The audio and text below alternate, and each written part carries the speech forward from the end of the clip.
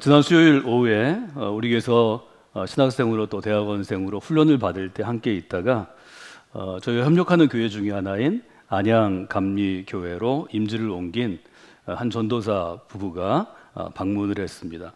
지난주 휴가 중이었다고 그래요.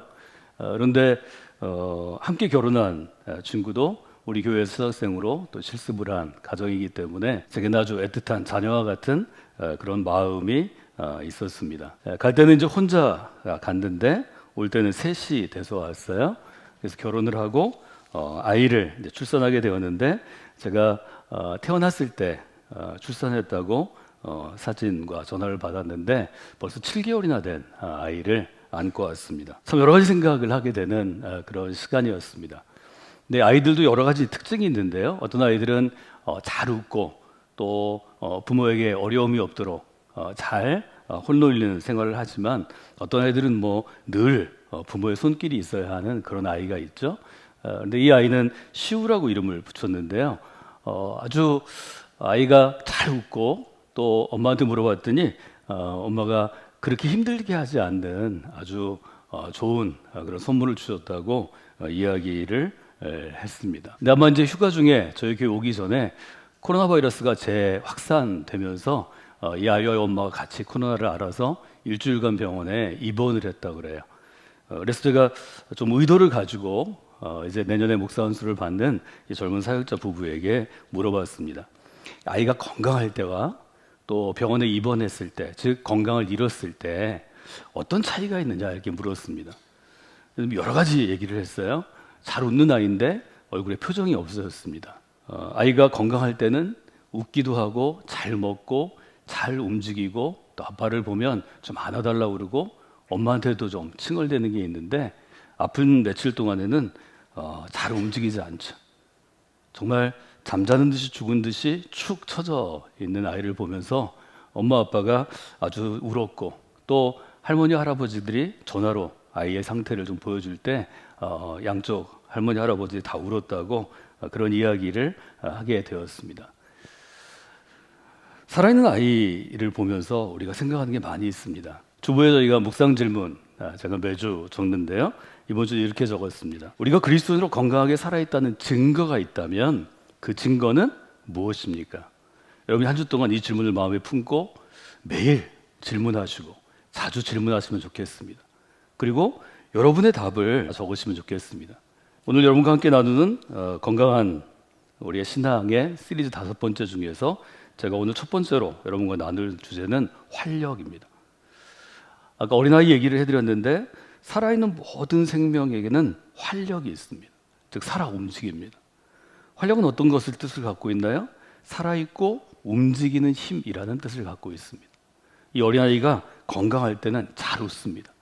혹 잘 울 수도 있습니다. 짜증을 낼 수도 있습니다. 안아달라고 투정을 할 수도 있고요. 손과 다리를 그냥 두지 않습니다. 아직 일어서지 못하지만 걷지 못하지만 이 아이가 저와 잠깐 있는 30분 동안에 얼마나 엄마 아빠가 일어났다 앉았다 또 저희 돕는 목사님들이 아이를 안았다가 놓았다 해야 될지 모릅니다. 마찬가지로 건강한 그리스도인에게는 활력이 있습니다. 살아있음이 있고 움직이는 힘이 있습니다.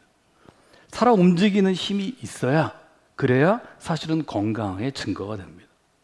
여러분이 그리스도인으로서 살아 움직이는 힘이 넘치는 이 한 주간이 되시기를 주님의 이름으로 부탁을 드립니다. 그러나 힘이 부족할 때도 있습니다. 힘이 실제로 없을 때도 있습니다.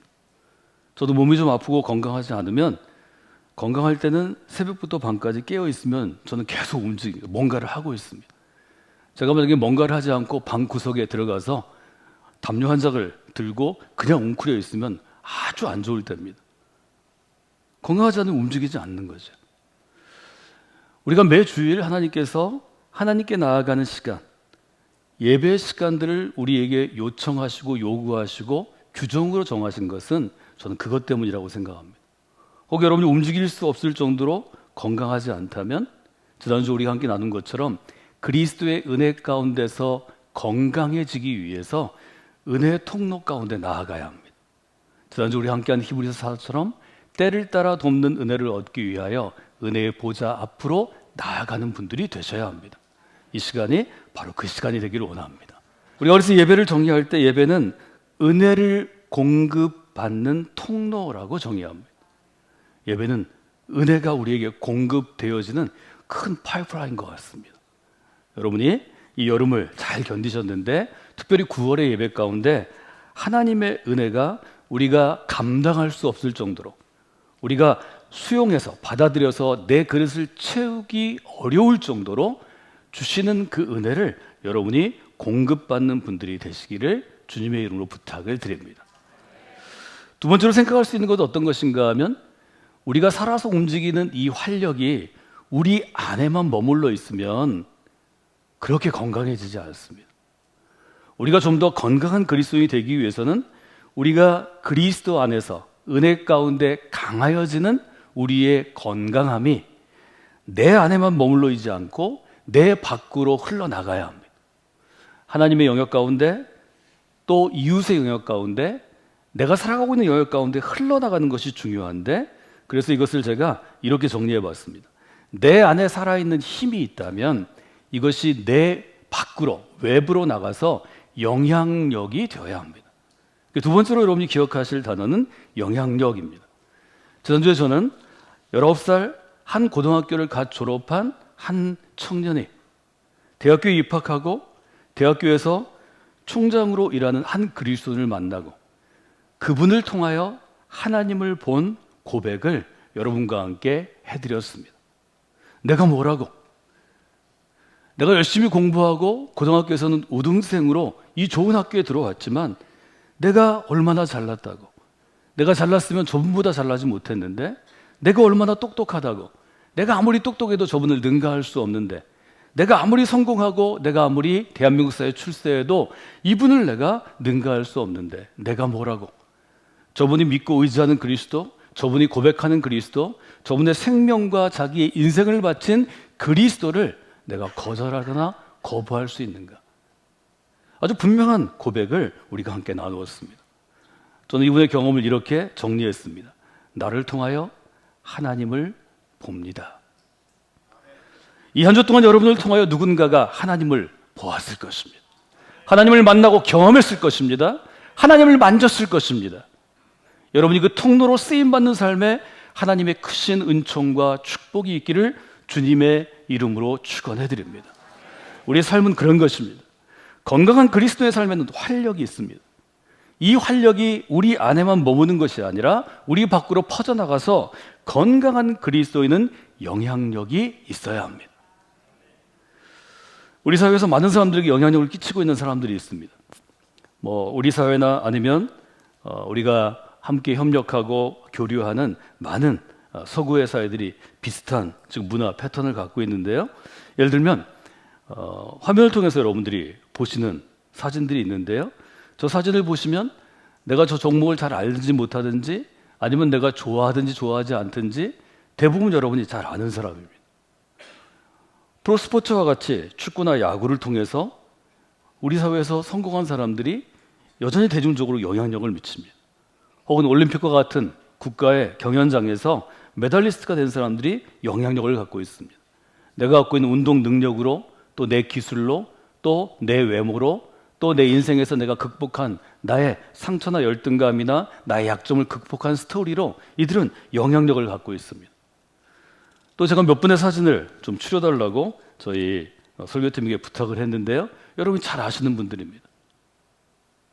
이분들은 자기가 출연한 영화나 드라마에서 배역을 맡은 배우 또 탤런트로 역할을 하면서 때로는 그 드라마나 영화가 크게 사람들의 호응을 받음으로 흥행에 성공함으로 영향력을 가진 사람들입니다. 혹은 드라마나 영화는 좀 실패했어도 너무 연기를 잘해서 자기의 능력과 재능으로 영향력을 가진 사람도 있습니다. 아니면 내 인생 자체는 그렇지 않지만 나는 배우라는 가면을 쓰고 이 역할을 연기하지만 그 역할이 너무 매력적인 역할들이 있잖아요. 그 역할이 너무 멋있잖아요. 너무 매력적이고 멋있기 때문에 영향력을 가진 사람이 있습니다. 이런 스포츠 스타나 영화나 드라마나 아니면 우리의 자녀들이 좋아하는 K-팝 분야의 어떤 가수나 공연자, 퍼포먼스를 하는 공연자거나 이런 영향력을 가진 사람들을 우리는 알 수 있고 실제로 영향력이 강합니다. 이것은 저는 세상 영향력이라고 말하고 싶습니다. 이 영향력의 특징은 적어도 몇 가지가 있는데 그 중에 하나가 시간이 짧습니다. 일시적입니다. 제가 예를 들어 스포츠 분야에서 성공한 운동선수를 쓸 때 요즘에도 활동하고 있는 손흥민, 박지성, 안정환 이런 사람을 썼는데요. 사실은 이분들보다 20년 전에는 차범근, 이회택, 허정무 이런 분들이 훨씬 더 영향력 있는 스타였습니다. 근데 청년들한테 제 아이들에게 물어봤어요. 차범근 씨 사진을 보여주고 누군지 아냐고. 알까요? 모를까요? 몰라요. 박지성이 맨유에 성공하기 이전에, 손흥민이 토트넘에 성공하기 이전에 유럽 축구에서 성공한 스트라이커는 차범근이었습니다.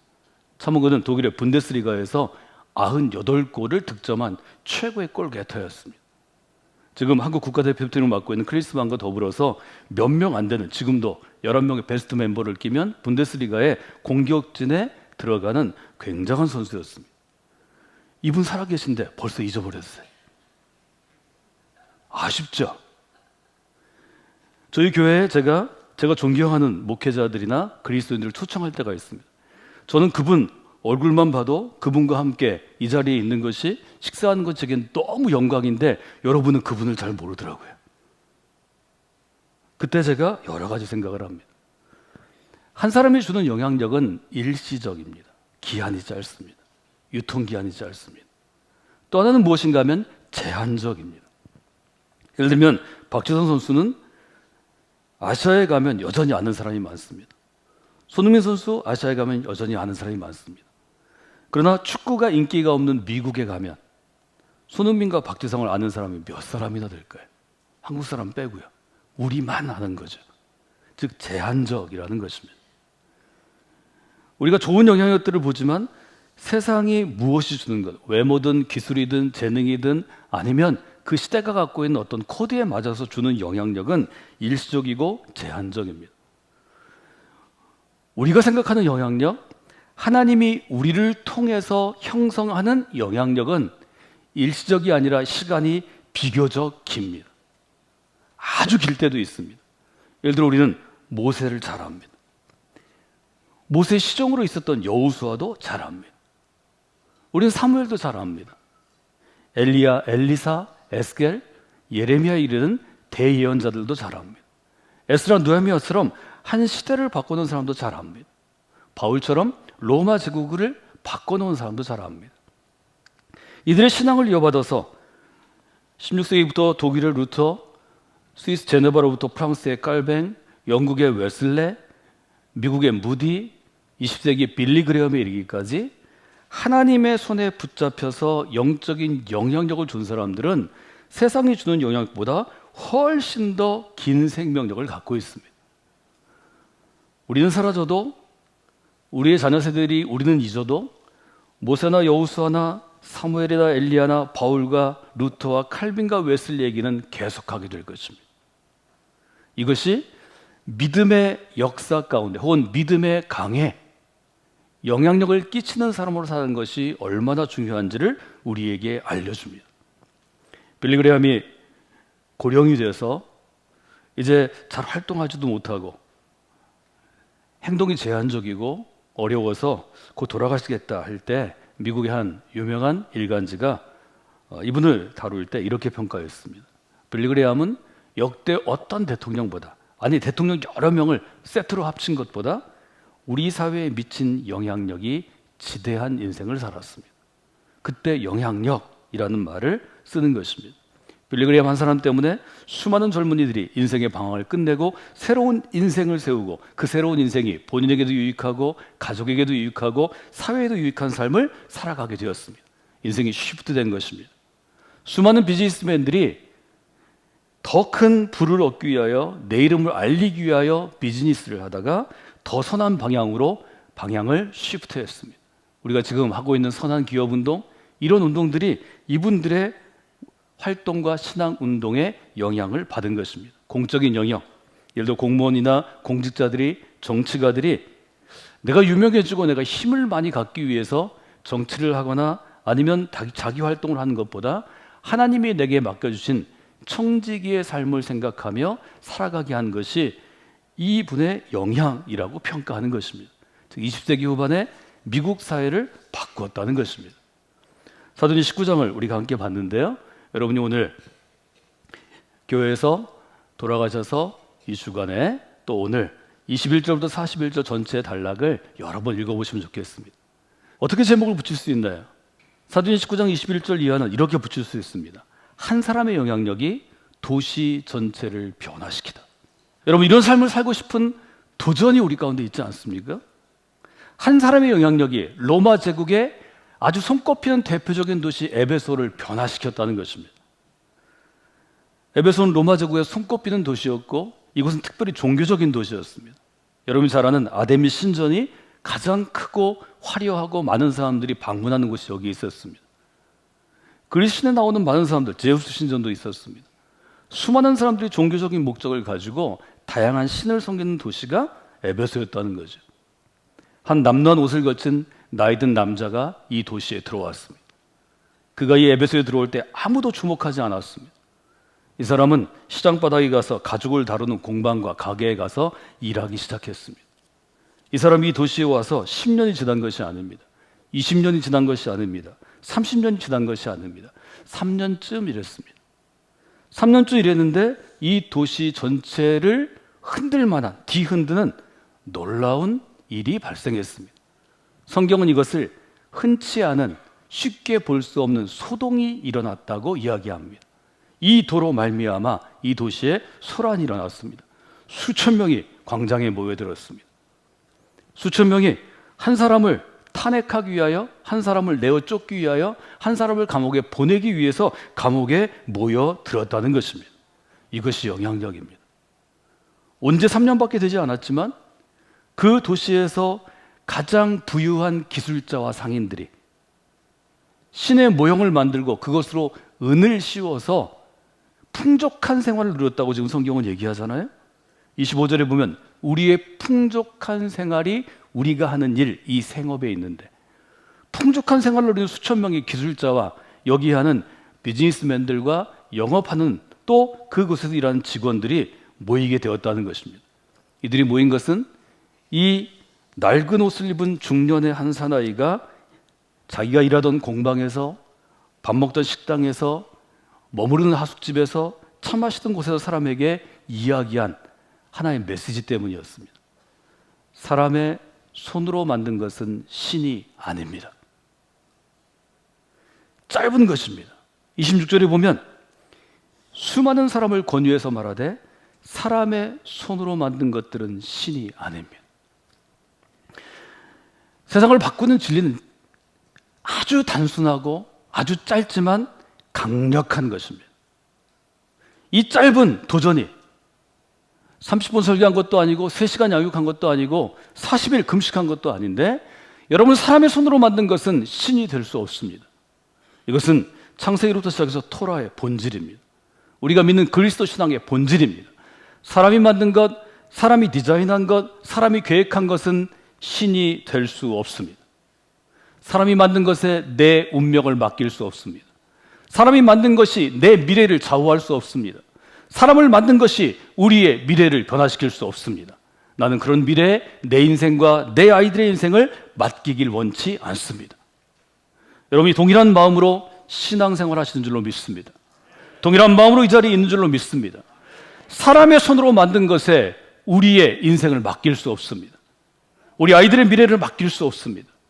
우리는 오직 하나님의 손에 우리 인생과 우리의 미래를 맡기기 위해서 이 자리에 있는 것입니다. 이것을 분명히 붙잡으셔야 합니다. 여러분, 그리스도에게는 영향력이 중요합니다. 활력은 내가 생각하는 내 신념, 내가 살아가는 내 방식, 내가 이루고자 하는 어떤 목표점이나 내 꿈, 이것을 붙잡고도 활력 있게 살아가는 사람이 수많은 사람들이 있습니다. 제가 아까 얘기했던 영향력 있는 사람들, 스포츠 스타이든 영화배우이든 가수이든 아니면 뭐 코미디언이든 아니면 정치인이든 텔레비전에 나오는 수십 명 혹은 수백 명의 사람들이 얼마나 활력 있게 살아갑니까? 그러나 그 활력이 그 인생이나 이 도시나 이 국가나 우리의 미래를 구할 수 없는 것입니다. 아무도 주목하지 않지만, 혹 그 이름을 알 수 없지만, 아니 그 이름에 관심이 없겠지만, 사람이 손으로 만든 것은 신이 될 수 없다는 그의 분명한 고백과 증언과 교훈이 한 도시를 바꾸어 놓은 것입니다. 우리는 이것을 거룩한 영향력이라고 부를 수 있습니다. 여러분, 건강한 그리스도인이 되셔서 개인적으로 활력이 넘치는 삶을 사십시오. 영적으로도 활력이 넘치는 삶을 사셔야 합니다. 그러나 그것이 내 안에, 나의 한계 안에 갇혀 있어서는 아니 됩니다. 여러분을 넘어가야 합니다. 여러분, 우리가 신앙생활을 오래 했습니다. 여기 오래 신앙생활 하신 분들이 많은 줄로 압니다. 여러분, 그런 얘기를 들어봤나요? 아니, 네가 교회 다녔었어? 와, 그게 사실이야? 어머, 너 집사였어? 아이고, 권사였어. 여러분, 이런 얘기 안 들었나요? 어머, 너 목사님이야? 너 사모야. 여러분, 이 얘기는 뭘 얘기하나요? 건강한 그리스도인으로 그 사람이 보지 않는다는 것입니다. 나를 통하여 나를 투영된 하나님의 모습이 건강하지 않다는 것입니다. 말하자면 영향력이 없다는 것입니다. 하나님께서 여러분을 부르셔서 그리스도인으로 부르시고 지금 이 시간 이 시대에 여러분을 하나님의 사람으로 불러주셨습니다. 여러분이 개인적으로 활력이 있는 건 그렇게 살아갈 수 있습니다. 내가 믿고 싶은 대로 믿고, 내가 고백하고 싶은 대로 고백하고, 내가 신앙생활 하고 싶은 대로 살아도 활력 있는 삶을 살 수 있습니다. 저는 이것을 나 중심의 그리스도인, 나 중심의 신앙생활이라고 말씀을 드렸습니다. 제가 여러분에게 지금 요청하는 것, 도전하는 것, 아니 강력하게 여러분에게 교훈을 드리고자 하는 것은, 나 중심의 신앙생활은 내게는 활력을 줄 수 있지만 내 밖으로는 영향력을 주는데 한계가 있습니다. 나 혼자 잘 믿는 사람 많습니다. 나 혼자 열심히 봉사하는 사람 많습니다. 나 혼자 내 모든 것을 헌신하는 분도 많습니다. 그러나 한 걸음 두 걸음 뛰어가서 이웃이라는 관점에서, 도시라는 관점에서, 국가라는 관점에서, 시대라는 관점에서 보면 어딘가 초점이 맞지 않는 그리스도인이 너무 많이 있습니다. 나 혼자만의 활력으로, 나 혼자만의 신앙의 목적을 따라 사는 사람이 수천 수만 명 모여도 아주 뜨겁고 아주 좋습니다. 우린 체육관을 빌릴 수도 있습니다. 사운드 월드컵 스테디움에 10만 명이 모일 수도 있습니다. 너무 좋죠. 그러나 거기 10만 명이 모이든 100만 명이 모이든 그 사람들이 흩어져서 우리의 가정과 사회와 도시와 국가 가운데 살아갈 때 나를 통해서 하나님을 보고 만나는 영향력이 별로 없다면 그것은 반드시 우리가 돌아봐야 될 관점이 아닐까요? 저는 이 점을 오늘 여러분들이 생각해 보시면 좋을 것 같습니다. 두 가지를 여러분들이 기억하시고 우리가 다음 시간에 나누었으면 좋겠습니다. 여러분들이 나 중심의 내 한계에 갇힌 일시적이고 제한적인 신앙생활과 신앙의 영향력에서 벗어나려면 첫째, 하나님으로부터 이 영향력이 나왔는지를 매일 점검하셔야 합니다. 나의 생각, 나의 신념, 나의 목표, 나의 꿈, 나의 비전, 나의 무엇이 하나님으로부터 말미암은 것인가? 바울은 이 점에 철저한 사람이라고 여러분과 함께 서신서를 나눌 때 성서대학에서 또 설교나 여러 강의를 통해서 아주 분명하게 우리가 나누게 되었습니다. 하나님으로부터 나온다는 것은 아주 분명하게 질문하는 것입니다. 이것은 나의 뜻인가 아니면 하나님의 뜻인가? 이것은 나의 꿈인가 아니면 하나님의 꿈인가? 이것들을 여러분이 가려보는 것입니다. 두 번째로 여러분이 생각할 수 있는 것은 세상을 변화시키는 영향력은 신앙생활을 하는 목적이 무엇인가에 따라 달려 있습니다. 우리가 어린 아이와 같을 때는 내가 좀 건강해지기 위해서, 내 육체적인 질병을 낫기 위해서, 내 아이들을 위해서, 혹은 내 사업이나 가게나 내 직업을 위해서 신앙생활을 시작할 수 있습니다. 그런데 거기 머물러 있으면 개인적인 활력은 있을지 몰라도 넓게 신앙 공동체나 아니면 하나님의 나라 가운데는 그 영향력이 미미할 것입니다. 전 여러분이 그런 삶을 살기를 원치 않습니다. 반드시 신앙생활은 성숙해져야 하는데 나 중심에서 하나님 중심으로, 나 중심에서 이웃 중심으로 나아가야 합니다. 자라나야 합니다. 성숙해야 합니다. 여러분이 아주 지속적으로 이것들을 마음 가운데 두어야 합니다. 그러면 우리가 영향력 있는 인생을 살기를 원한다면 신앙생활을 하는 목적이 달라져야 합니다. 주기도문에서 우리가 구하는 것처럼 하나님의 뜻이 우리의 뜻이 되어야 합니다. 주님이 구하신 것처럼 하나님 나라를 지금 여기서부터 세워가는 하나님 나라의 비전, 천국 비전이 우리의 비전이 되어야 합니다. 그 점을 여러분이 마음 가운데 두고 살아가실 때 여러분의 삶은 더욱더 건강해져서 살아 움직이는 활력이 넘치게 될 것입니다. 그 활력이 내 안에, 내 가정 안에, 내 교회 안에만 머물러 있지 아니하고 가정을 뛰어넘고 교회를 뛰어넘고 여러분의 공동체를 뛰어넘어서 세상을 널리 바꾸게 될 것입니다. 저는 여러분들이 그리스도의 복음을 이해할 때 바울이 이해한 것처럼 이해하도록 5가지의 아주 쉬운 영어 단어로 말씀드렸습니다.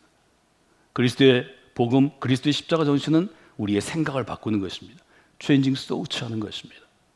생각을 바꾼 그리스도인들은 그 안에 있는 활력을 자기 안에 가두어두지 않습니다.